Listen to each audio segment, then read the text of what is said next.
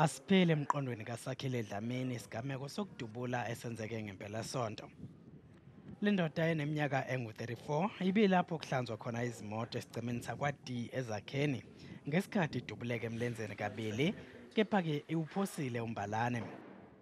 Ngeshwa-ke umzala wayo yena ushonile.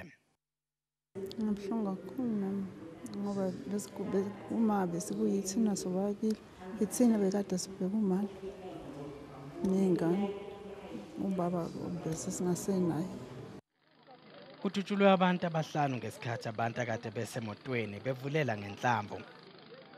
Amaphoyisa akholwa ukuthi laba benze lokhu ibona kanye futhi abavulele ngenhlamvu emotweni bebuye emshadweni ngaphambilini. Nakuba leyo moto iyimbobo izinhlamvu, kushone owesimama oyedwa nje kuphela ubekuyona. Le moto kwale kancane kuba ishayise itekisi. Lelo tekisi libe selizama ukuyigwema langena ezimotweni eziza ngakulo. Kube sekuphangalala abagibeli abahlanu endaweni yengozi, kwathi abanye abane bashonela esibhedlela. It has been established that here in this area there is an ongoing feud between some families that live in an area called Sitageni or Qinisa. These families seem to also be owners of some taxes.